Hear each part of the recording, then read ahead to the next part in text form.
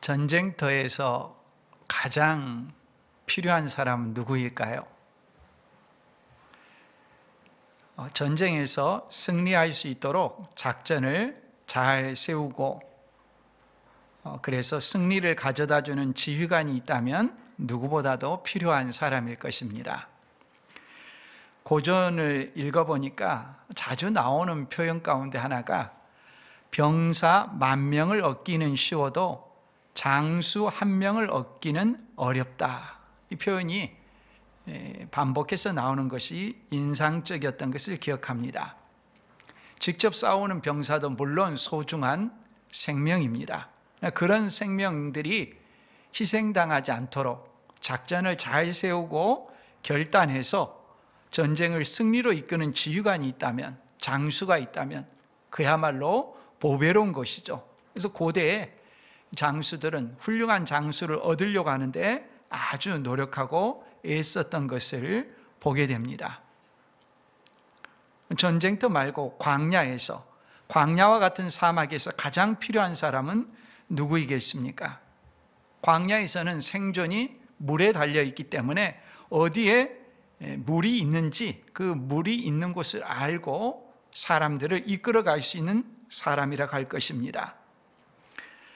오늘 말씀은 우리 인생에 있어서 전쟁터와 같은 인생이라고 말하기도 하고 광야와 같은 인생이라고도 말하기도 하는데 우리를 인도해주는 참된 지도자가 누구인가 하는 것을 생각해 보도록 합니다. 이스라엘 백성이 출애굽한 다음에 광야에서 40년을 보내야 했습니다. 광야 생활을 하는데 이스라엘 백성이 도착한 곳에 물이 없는 것입니다. 그들을 지도하는 사람이 모세이기 때문에 사람들은 모세에게 가서 물을 요구했습니다. 구해서는 안 되는 잘못된 것을 요구한 것이라고 할 수 없습니다. 물은 생존과 직결되기 때문에 모세에게 가서 물을 요청하는 것은 있을 수 있는 일입니다. 그런데 도중에 문제가 생겼습니다. 백성들이 물을 요청하는 것을 처리하는 과정에서 사람들이 전혀 예상하지 못했던 결과가 발생한 것입니다. 출애굽의 지도자였던 모세가 가나안 땅에 들어가지 못하게 된 것입니다. 어떤 문제 때문에 이런 결과가 주어졌는가? 이 내용을 오늘 우리가 상고하려고 합니다. 이 말씀을 상고하는 과정에서 우리가 한두 가지 사실을 먼저 염두에 두어야 됩니다. 그것은 하나님께서 이스라엘 백성들에게 물을 주실 의사가 없었던 것이 아닙니다. 그들에게 필요한 것을 아시고 주실 것입니다.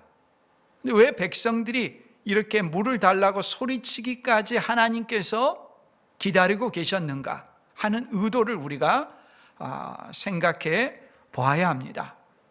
믿음, 참된 신앙은 기다림 가운데 나타나게 되어 있는데 이스라엘 백성들의 신앙이 믿음이 부족하다는 것이 드러나는 계기가 되죠. 뿐만 아니라 이스라엘 백성이 광야에서 요구했던 물이라고 하는 것은 그들에게는 물이지만 오늘 우리에게 말하자면 우리의 일상의 삶을 살아가는 데 필요한 모든 것이라고 할 수 있습니다. 그들이 물을 요구하듯이 오늘 우리는 우리의 삶 가운데 필요한 것들을 하나님 앞에 요구합니다. 그들의 모습을 보면서 우리와 상관없는 어떤 요구를 하는 것이 아니라 우리도 그들 식으로 행동하고 있지는 않는가? 우리에게 필요한 것들을 그들에게 채워주듯이 우리에게도 채워주시지 않는가? 이런 부분에서 우리가 상고해야 합니다. 그러므로 광야 이스라엘 백성들이 요구하고 있는 물은 오늘 우리에게도 적실성이 있는 가르침이고 내용이라고 할 수 있습니다. 먼저 오늘 본문의 배경을 우리가 주목해 봐야겠는데요. 20장 1절 말씀입니다. 20장 1절은 이렇게 말씀하죠. 첫째 달에 이스라엘 자손 곧 온 회중이 신광야에 이르러 백성이 가데스에 머물더니 미리암이 거기서 죽음에 거기에 장사되니라 했습니다. 첫째 달이 언제냐? 이스라엘 백성이 출애굽한 다음에 시내산에 가서 1년을 머물렀죠. 출애굽기 19장부터 민수기 10장까지 이렇게 약 1년을 머물고 민수기 10장에서 이스라엘 백성이 출발해서 갑니다. 가데스로 갑니다. 그리고 나서 38년을 보내고 나서 20장 1절입니다. 그러니까 20장 1절은 출애굽한 지 40년째 되는 해 첫째 달입니다. 38년의 기록이 민수기 10장에서부터 19장까지 그냥 짧게 지나가 버립니다. 그 기간은 원망과 불평과 불신앙의 시간이었습니다. 이제 민수기 20장부터 신명기 끝까지는 출애굽한 마지막 해, 출애굽한 40년째 되는 해 일들을, 1년 사이 일어난 일들을 기록하고 있는 부분입니다. 이스라엘 백성이 출애굽한 40년째, 40년을 광야에서 보내리라고 했는데 그 마지막 해 그들이 도착한 곳이 신광야라고 합니다. 이 신광야는 출애굽한 다음에 바로 그들이 도착했던 신광야하고 다른 광야입니다. 그 원래 발음대로 하면 신이 아니라 진입니다. 출애굽한 다음에 도착한 곳은 신광야고 출애굽한 지 40년째 된 해에 도착한 광야는 진광야입니다. 영어 성경에 보면 진으로 되어 있습니다. 다른 곳이죠. 이 진광야에 어떤 곳이 있느냐? 가데스라고 하는 곳이 있습니다.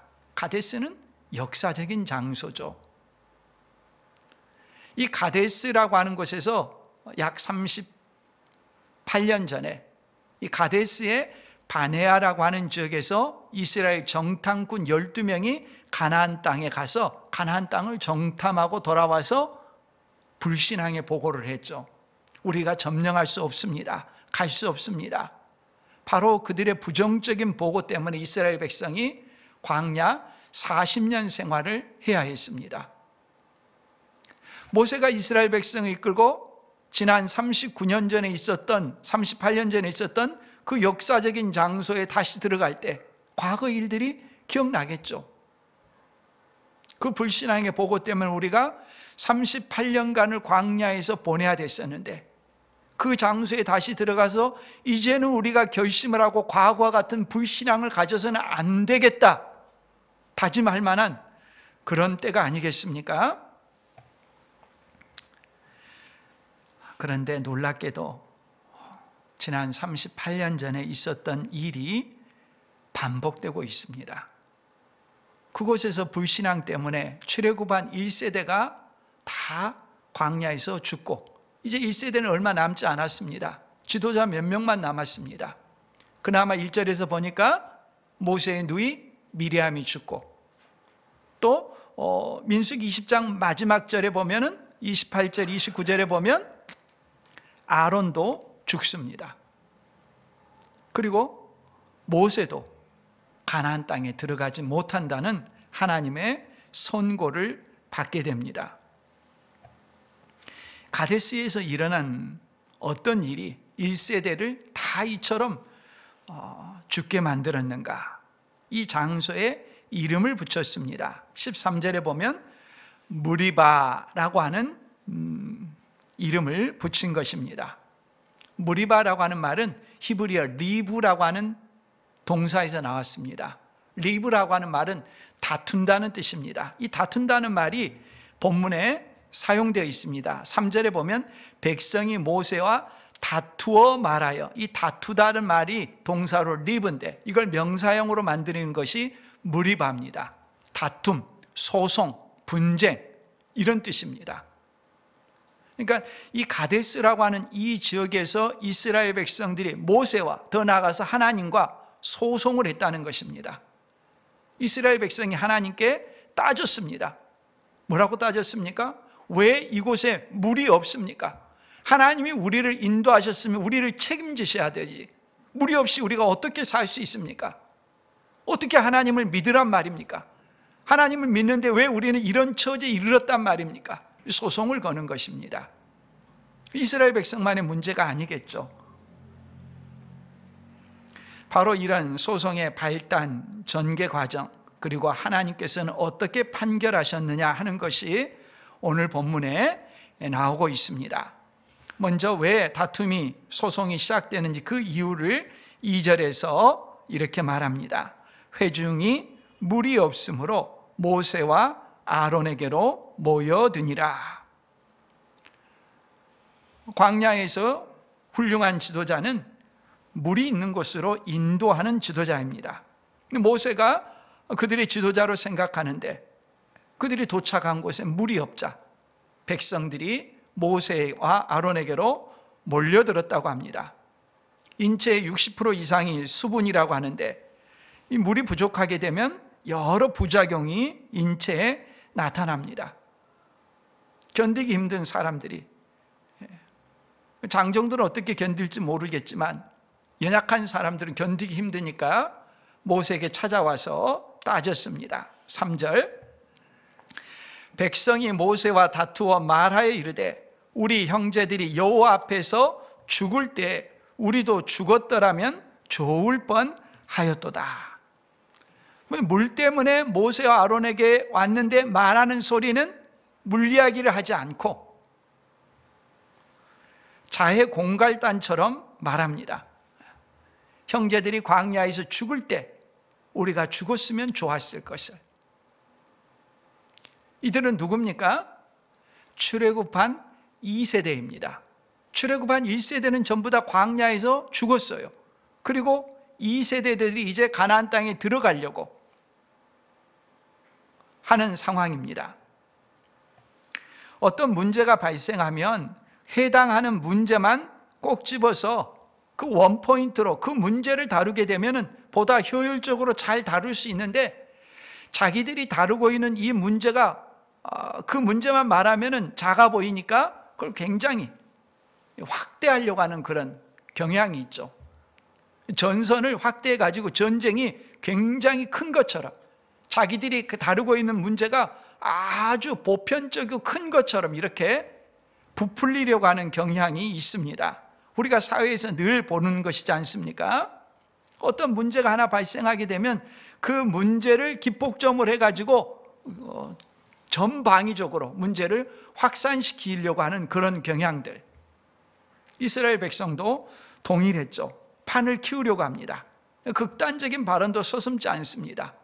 물이 없는 것을 가지고 문제를 확대하며 하나님의 구원 사역에 대해서까지 냉소적으로 평합니다. 4절, 5절 말씀에 보면 너희가 어찌하여 여호와의 회중을 이 광야로 인도하여 우리와 우리 짐승이 다 여기서 죽게 하느냐? 너희가 어찌하여 우리를 애굽에서 나오게 하여 이 나쁜 곳으로 인도하였느냐? 이곳에는 파종할 것이 없고 무화과도 없고 포도도 없고 석류도 없고 마실 물도 없도다. 아무것도 없다는 거죠. 애굽과 자신들이 있는 곳을 비교하고 있습니다. 이들은 2세대니까 자기 부모님으로부터 애굽에서 있었던 일들을 전해 들었겠죠. 지난주에 선택적 기억이라는 말씀을 드렸는데 지금 2세대도 똑같은 말을 하고 있습니다. 자기들이 애굽에 있을 때 종살이 했다는 이야기는 하지 않고 있습니다. 애굽에서 종살이 했다는 이야기는 다 빼고 애굽에는 이러한 것들이 있다더라, 좋은 추억만 기억하려고 합니다. 그때가 더 나았다는 이야기죠. 노예 생활에서 벗어나 자유를 얻고 가나안 땅을 향해 나아가는데 그 과정을 인내하기 어려워하고 자꾸 과거를 회상하면서 그때가 더 나았는데 하는 식으로 말합니다. 당장 자기들에게 필요한 것을 주시지 않는다고 하나님의 구원사역 전체를 부정하면서 옛날로 돌아가고 싶다, 이런 표현을 반복하고 있습니다. 그러면 하나님께서 이스라엘 백성들에게 그 자리에서 물을 주실 수 없습니까? 물을 주실 수 있죠. 당연히 또 주시기도 하시죠. 하나님의 때를 기다리면서 왜 그렇게 하시는가 인내하면서 하나님을 신뢰하도록 하나님께서 이끌어 가시는데 그들의 믿음 없음, 바닥이 드러나는 모습을 우리가 알 수 있습니다. 오늘 우리들도 마찬가지죠. 어떤 어려운 상황에 처해 있을 때 조금 더 인내하며 하나님을 절대적으로 신뢰하는 모습으로서 믿음이 있음을 나타내기보다도 한계에 도달했을 때 자신은 더 이상 믿을 수 없다는 식으로 튕겨나가는 식의 반응이 있죠. 그건 그의 믿음이 허구라는 것을 드러내는 하나의 시금석이 되는 것입니다. 바로 이 지점에서 조금 더 인내하고 기다리면 하나님께서 준비하시는 물을 맛볼 수가 있는데, 그 부분을 인내하지 못하고 자신의 믿음 없음을 폭로하고 마는 것이죠. 출애굽 2세대가 하는 말은 출애굽 1세대하고 전혀 다르지 않습니다. 출애굽 1세대의 기록이 출애굽기에 나오는데요, 출애굽한 다음에 출애굽기 17장에 보면 이스라엘 백성이 르비딤이라고 하는 곳에 이르렀습니다.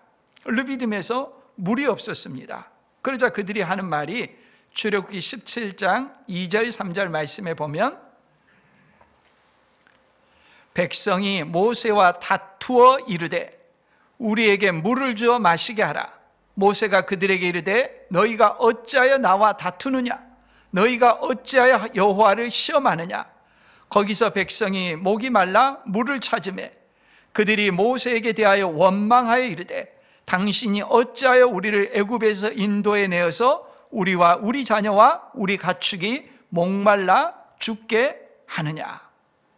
1세대들이 했던 말, 르비딤에서 했던 말이 2세대들이 가데스에서 똑같이 반복해서 하는 것을 보게 됩니다. 출애굽 1세대나 출애굽 2세대나 달라지지 않았습니다. 출애굽 1세대나 2세대만의 문제가 아니겠죠. 오늘 우리들에게도 동일한 문제입니다. 홍해를 건널 때는 감격합니다. 예수 그리스도를 믿고 죄 용서받은 것에 대해서 감격합니다. 구원의 은혜를 경험했기 때문에요. 내 죄가 용서받았다는 사실에 대해서 놀라워하며 감사하고 찬양합니다. 시간이 지나면서 자신의 삶 가운데 결핍된 모습을 보게 됩니다. 하나님을 믿지 않은 사람들이 승승장구하고 풍성하게 누리는 삶의 모습과 자신의 삶을 비교해 봅니다. 그러면서 전에는 감사했던 그 사람이 세상 사람과 비교하면서 자신의 결핍에 대해서 원망하고 불평하기 시작합니다. 하나님께서 자신을 구원하시고 어떻게 살아가도록 원하시는가에 대한 생각보다도 이 세상의 삶 속에서 무엇을 소유하고 무엇을 누릴 것인가 하는 것에 대해서 더 많은 생각과 관심을 집중합니다. 하나님께서 자신에게 원하는 삶, 죄에서 떠나 거룩하게 살아가는 삶에 대한 갈망보다도 결핍된 것들에 대해서 더 많은 관심을 집중하고 그것 때문에 원망하고 과거를 기웃거리고 세상의 삶에 대해서 더 갈망하는 그런 모습을 보이게 됩니다. 하나님께서 하나님의 백성들을 돌보신다는 것을 절대적으로 믿고 신뢰하고 인내해야 하는데, 하나님은 자기 백성들을 반드시 돌보십니다. 신약 성경에 보면은 딱 한 번 오중부정이라고 하는 표현을 사용합니다. 절대적인 강조형이 뭐죠? 히브리서에 보면 내가 너희를 떠나지 않고 너희와 함께하며 너희를 돌본다고 약속하십니다. 그러나 하나님의 백성들이 세상을 살아가면서 일시적으로 결핍되고 부족한 것 때문에 하나님을 신뢰하지 못하고 원망하고 불안해하고 초조해하고 불신앙의 모습을 보일 때가 많이 있습니다. 그것이 출애굽 1세대와 2세대에서 동일하게 나타나는 불신앙의 패턴이고, 오늘 우리들 가운데도 이런 모습을 찾아볼 수가 있습니다. 그래서 광야 백성들이 물이 없다고 불평하는 그 모습에 빗대어서 우리 자신을 살펴볼 수 있어야 하는 것이죠. 문제가 무엇인가 하는 것을 알았습니다. 출애굽 2세대가 모세 아론에게 모여들어 목소리를 높이자 모세는 회막으로 갔습니다. 6절 말씀, 모세와 아론이 회중 앞을 떠나 회막문에 이르러 엎드림에 여호와의 영광이 그들에게 나타나며, 엎드렸다는 것은 일반적으로 경배하는 것이고 기도하는 자세입니다. 자신이 해결할 수 없는 문제지 않습니까? 하나님께 나아가서 이 문제를 어떻게 해야 합니까? 하나님의 응답을 구했던 것이죠. 여호와의 영광이 나타났습니다. 하나님께서 그 문제에 답해 주기 위해서 하나님께서 그들에게 하나님의 임재의 표현을 보여주신 것이죠. 놀랍게도 하나님께서는 이스라엘 백성들이 물을 요구한 것에 대해서 너희들이 과도한 요구를 한다, 부당한 요구를 한다, 책망하지 않습니다. 백성들이 광야에서 물을 찾는 소리를 들으시고 응답해 주십니다. 7절 8절 말씀에 보면 여호와께서 모세에게 말씀하여 이르시되 지팡이를 가지고 내 형 아론과 함께 회중을 모으고 그들의 목전에서 너희는 반석에게 명령하여 물을 내라 하라. 내가 그 반석이 물을 내게 하여 회중과 그들의 짐승에게 마시게 할지니라. 회중을 책망하지 않고 그들에게 물을 주라고 하십니다. 세 가지 내용을 말씀하시죠. 첫째는 모세가 지팡이를 가지고, 두 번째는 회중을 모은 다음에, 세 번째는 그들이 보는 가운데 반석에게 물을 내라 명령하라는 것입니다. 첫째와 둘째는 순종했습니다. 셋째는 순종하지 않았습니다. 9절 말씀에 보면 모세가 그 명령대로 여호와 앞에서 지팡이를 잡으니라. 그 명령대로 순종했죠. 10절 모세와 아론이 회중을 그 반석 앞에 모으고, 둘째도 순종했습니다. 셋째는 순종하지 않았습니다.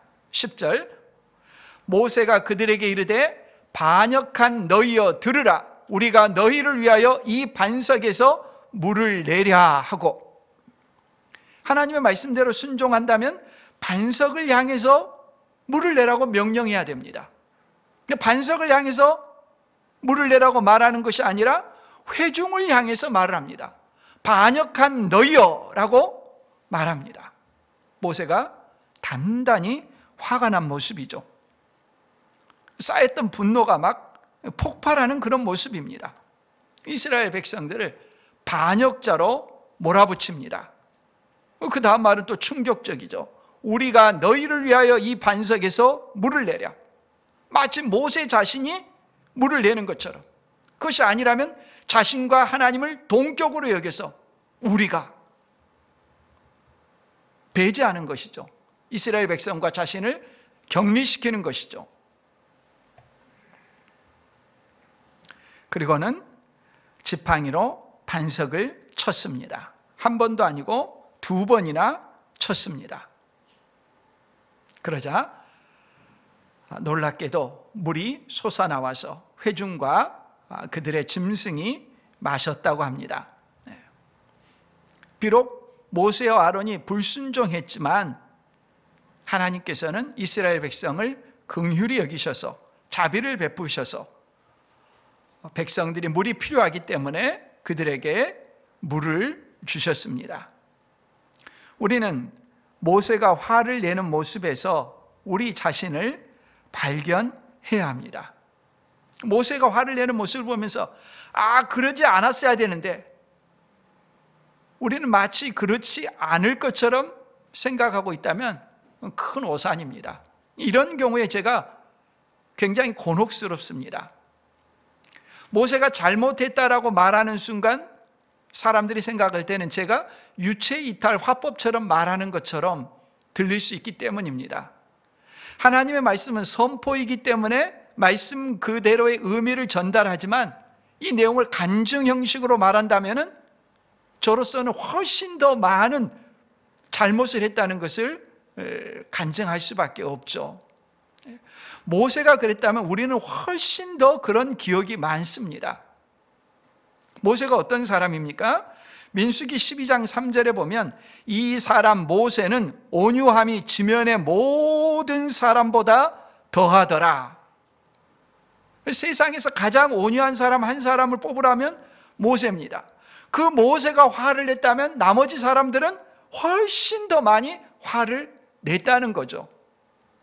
모세가 화를 내지 않았어야 되는데 모세가 화를 냈습니다라고 비난하는 순간 그건 넌센스죠.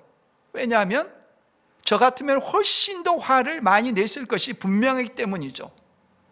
그런 예를 말하라고 한다면 좀 많이 말할 수 있습니다. 그러나 저의 간증을 하는 것이 아니라 하나님의 말씀의 선포이기 때문에 그것이 잘못되었다는 것만을 말하는 것으로 멈추는 거죠. 하나님의 사역을 하면서 화를 내는 것은 심각한 잘못입니다. 야고보서 1장 20절은 뭐라고 말하냐면 사람의 성내는 것이 하나님의 의를 이루지 못함이라.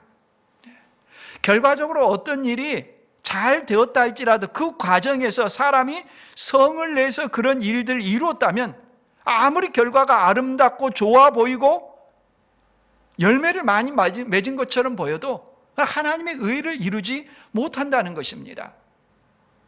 우리가 항상 명심해야 되는 중요한 내용이죠. 백성들에게 물을 공급하는 것은 결과적으로는 달성했어요. 사람들에게 무엇보다도 물이 필요한 상황이에요. 근데 그 과정에서 뭐가 개입됐습니까? 모세의 분노가 개입됐습니다. 백성들에게 응어리져 있던 그 마음이 폭발해버린 것이에요. 결과만 보고 다 좋다라고 생각해서는 안 됩니다.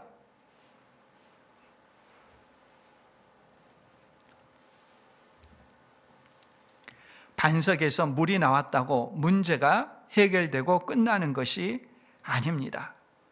이제 이 다툼, 소송건에 대해서 하나님께서 판결을 내리십니다.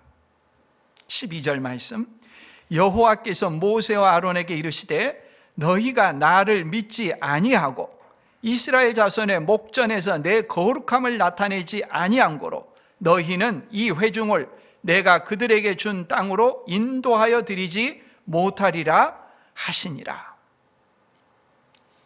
하나님의 판결이 이스라엘 백성에게 내려진 것이 아닙니다. 모세에게 내려진 것입니다. 이스라엘 백성이 하나님께 소송을 걸었지 않습니까? 물이 없습니다. 다퉜습니다. 그런데 판결은 이스라엘 백성에게 내려지는 것이 아니라 모세에게 내려지고 있습니다. 모세가 가나안 땅에 들어가지 못한다는 엄중한 선언입니다. 모세는 당연히 가나안 땅으로 들어갈 것으로 그 순간까지 알고 있었죠. 모세의 건강에 문제가 있었습니까? 아무 문제가 없었어요. 이때 그가 120세 아닙니까? 모세의 죽음에 대해서 신명기 34장 7절에 말씀하는데요, 모세가 죽을 때 나이 120세였으나 그의 눈이 흐리지 아니하였고 기력이 쇠하지 아니하였더라. 그의 눈이 흐리지 아니하였고, 이 말이 인상 깊습니다. 저는 지금 뭐가 흐리거든요. 120세인데도 아무런 문제가 없었다고 합니다. 건강했습니다. 더군다나 그는 가나안 땅에 들어가기를 매우 갈망했습니다. 이 판결을 듣고도 여러 번에 걸쳐서 하나님 앞에 가나안 땅에 들어가게 해달라고 기도했어요. 그러나 판결은 취소되지 않습니다. 이스라엘 백성들조차도 당혹스러울 것입니다. 그 출애굽의 위대한 지도자 모세가 그들을 가나안 땅으로 인도하는 것이 가장 확실할 것으로 든든하다고 생각했을 것입니다. 근데 그들의 물에 대한 욕구가 모세까지도 그들을 이끌고 가나안 땅에 들어가는 것을 그들에게 허락하지 않는 그런 모습으로 나타나게 되었습니다. 그럼 무슨 이유로 모세가 가나안 입성을 하지 못했습니까?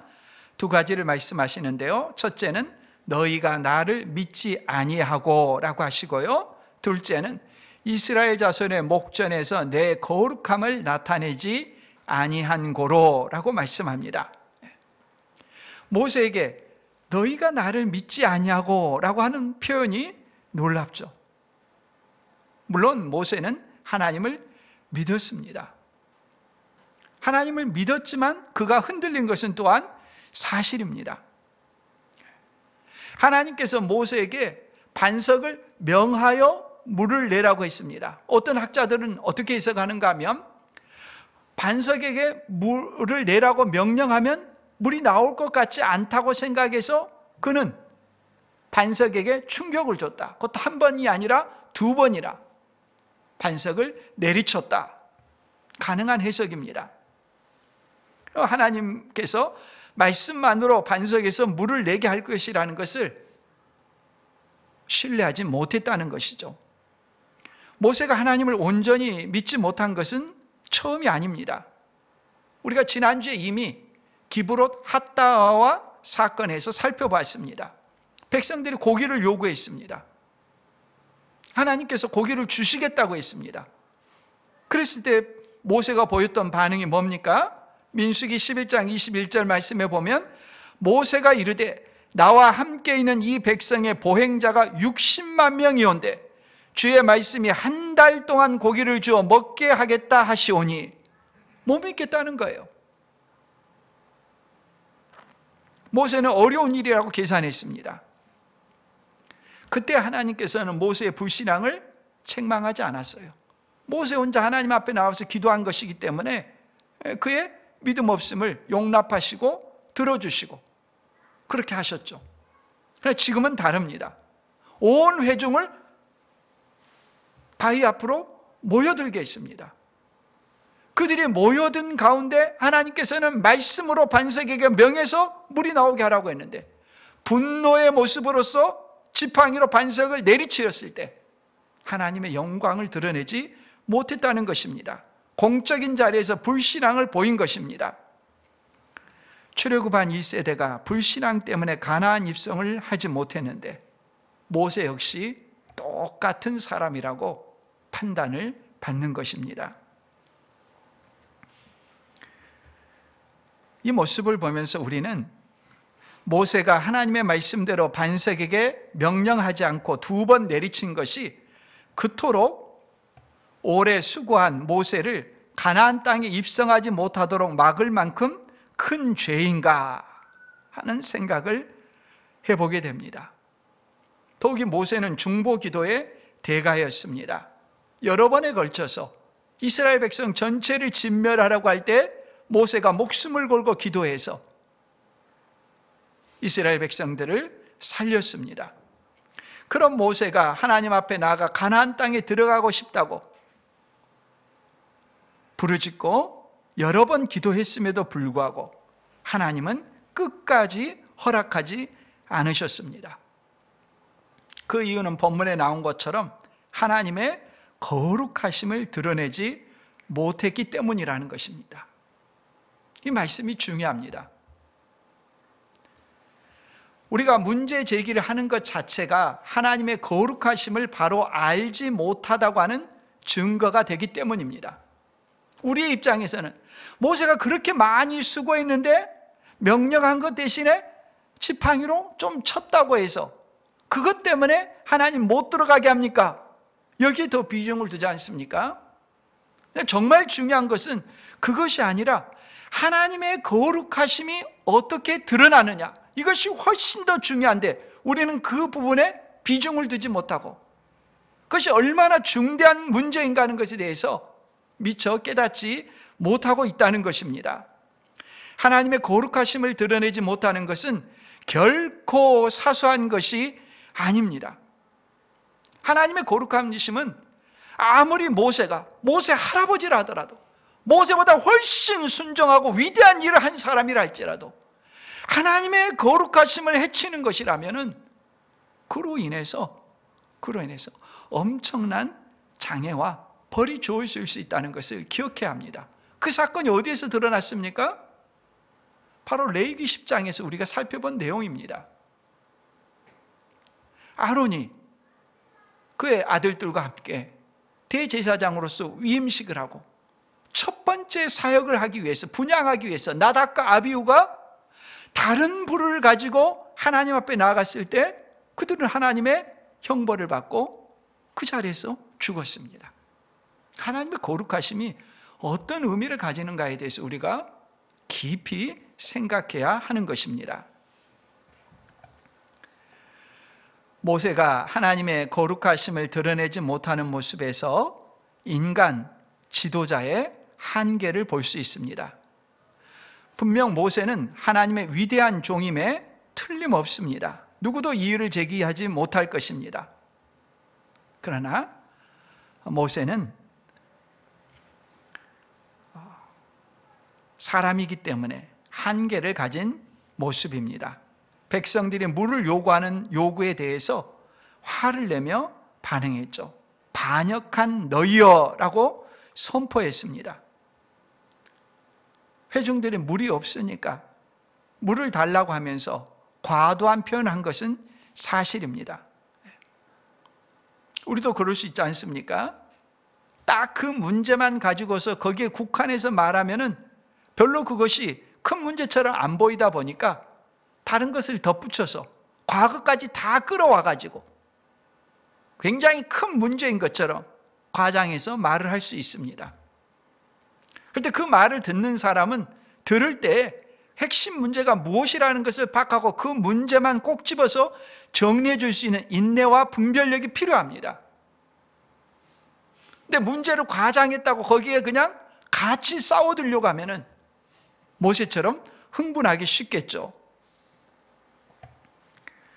반역한 너희여, 이렇게 모세가 반응한 것에 대해서 시편 106편 32절 이하에는 이렇게 줄을 답니다. 해석을 한 것이죠.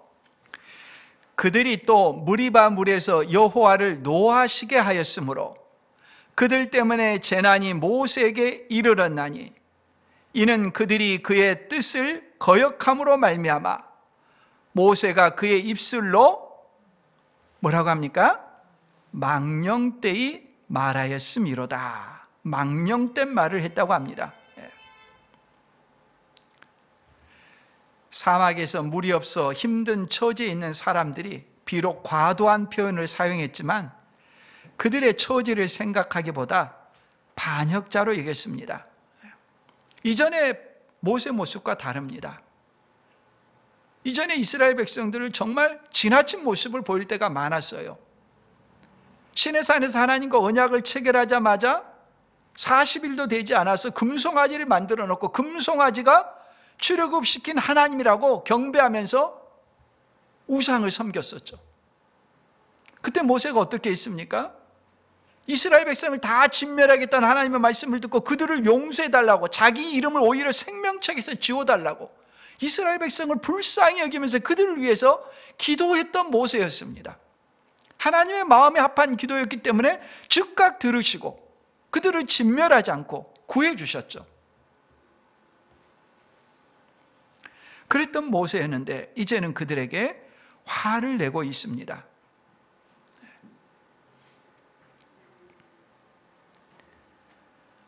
놀랍게도 모세가 이스라엘 백성들에게 반역자라고 불렀던 그 표현을 하나님께서 모세에게 오히려 사용하십니다.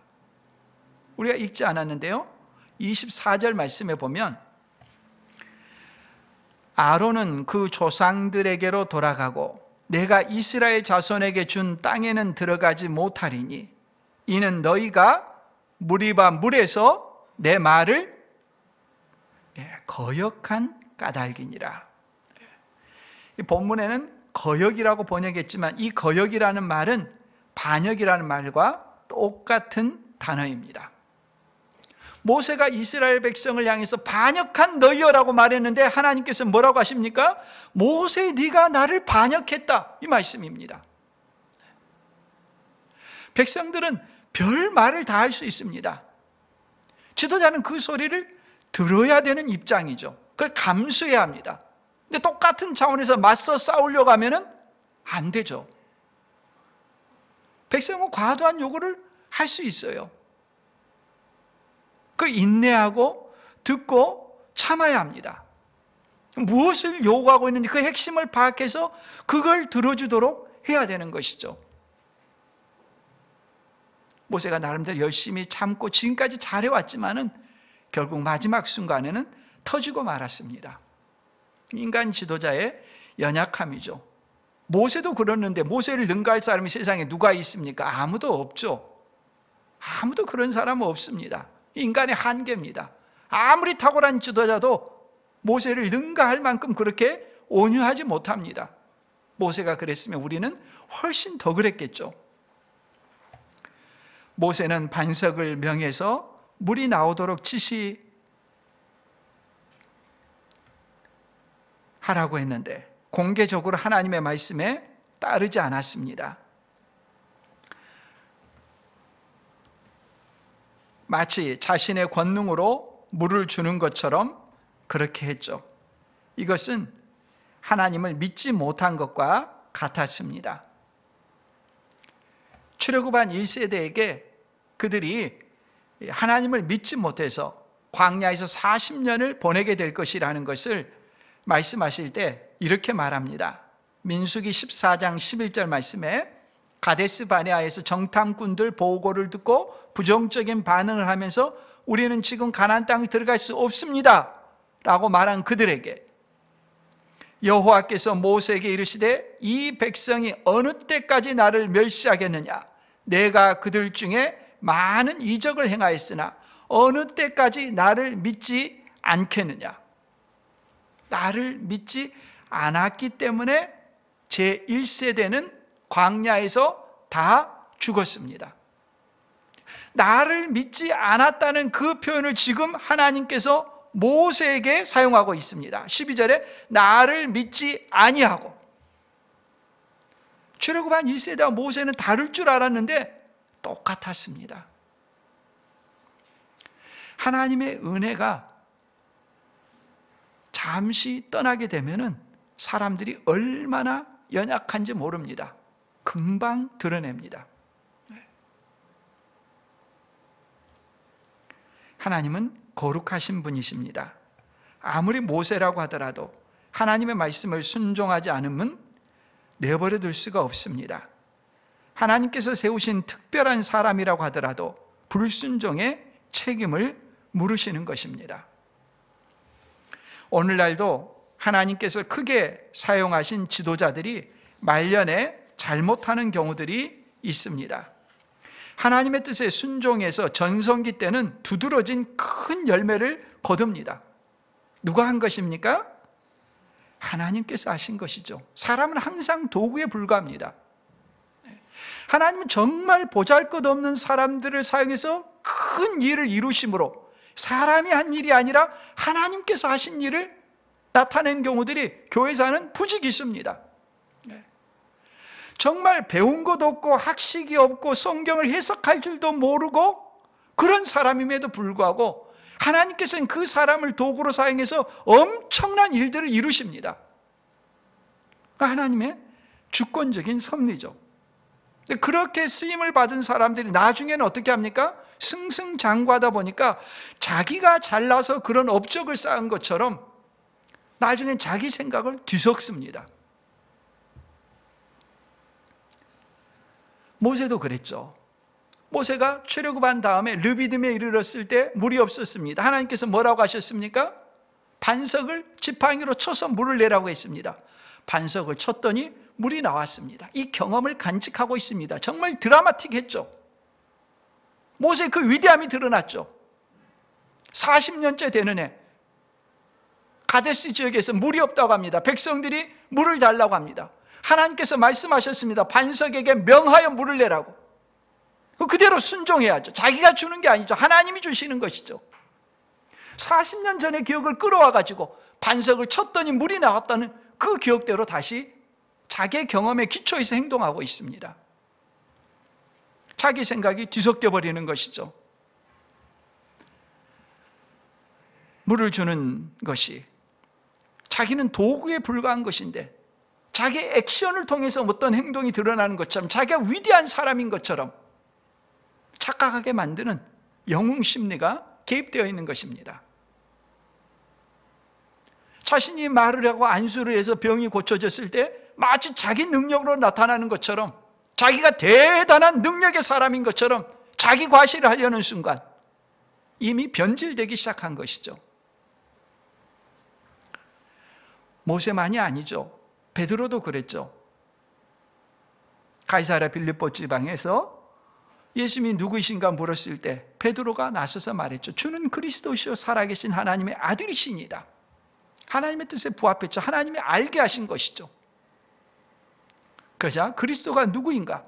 십자가에 달려 죽으시는 분이라고, 고난받고 죽으시는 분이라고 예수님께서 말씀하셨습니다. 그때 베드로는 즉각 그리 마옵소서라고 항변했습니다.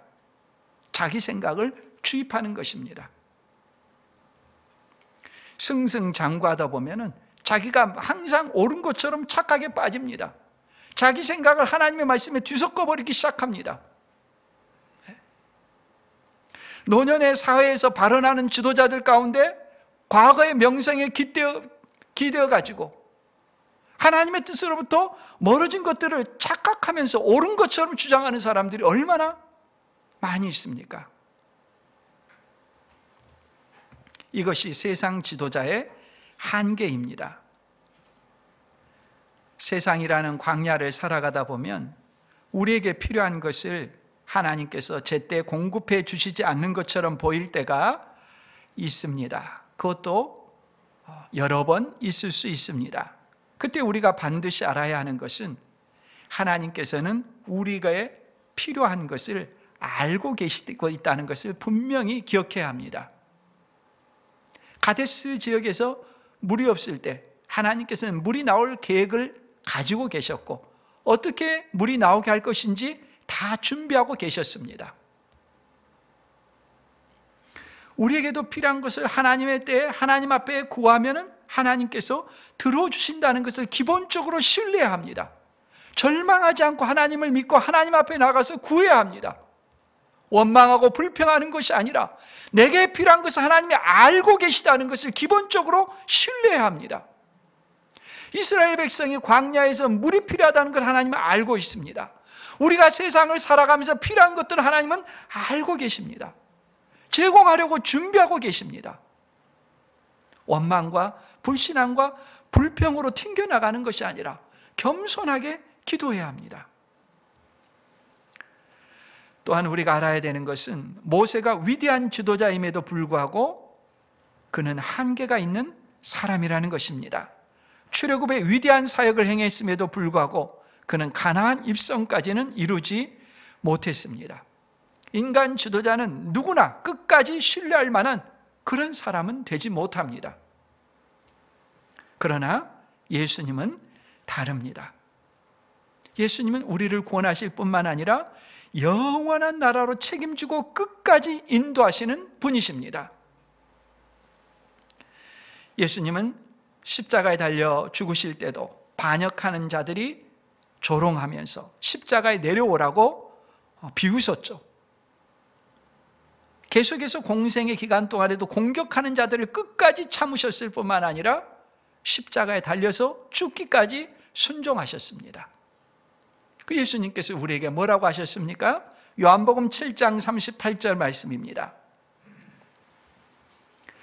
나를 믿는 자는 성경의 이름과 같이 그 배에서 생수의 강이 흘러나오리라 하시니, 그 배는 인간의 중심인 마음을 말합니다. 그 마음은 어떤 구조입니까? 단단하고 딱딱하게 굳어 있습니다. 그 마음에서는 절대로 선이 나올 수 없는 부패한 상태입니다. 마음에서 나오는 건 항상 악하다고 하셨습니다. 이 마음이 악하기 때문에 거기서 나오는 생각과 삶의 행동이 죄와 악으로 치닫습니다. 이 반석을 물이 나오게 할 수 있는 분은 예수 그리스도밖에 없습니다.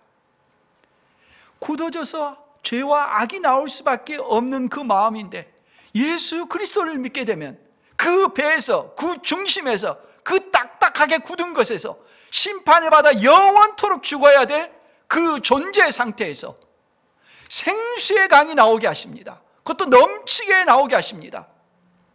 그 마음에는 전에서는 죄와 악으로서 항상 치닫게 만들었는데 예수 그리스도를 믿게 되면 그 영혼이 변화되어서 그 마음에서 하나님을 기쁘시 하는 것이 무엇인가? 하나님께서 내게 요구하시는 것이 무엇인가? 내가 인생을 어떻게 살 것인가? 이 변화된 생각과 마음들이 나오게 되는 것입니다. 딱딱한 마음이 변화되는 것, 불평과 원망이 가득한 것에서 감사와 찬양이 터져 나오게 하는 것, 무엇입니까? 예수 그리스도를 믿는 것입니다. 예수 그리스도를 믿을 때 그 굳어지고 딱딱한 중심, 그 배가 생수의 강이 터져 나오게 됩니다. 감사가 나오고 찬양이 나옵니다. 사람들은 의아합니다. 이해할 수가 없습니다. 아니, 저런 상황에서 어떻게 불평하고 원망하지 않고 감사를 하고 하나님을 찬양하느냐고. 또 그렇게 됩니다. 예수 그리스도를 믿을 때 그 배에서 생수의 강이 넘쳐납니다. 이 하나님의 말씀을 그대로 받아들이십시오. 받아들이면 이 말씀을 그대로 경험하게 됩니다. 배에서 생수의 강이 넘쳐나는 것입니다. 이 은혜를 경험하고 누리는 우리 모두가 될 수 있기를 바랍니다.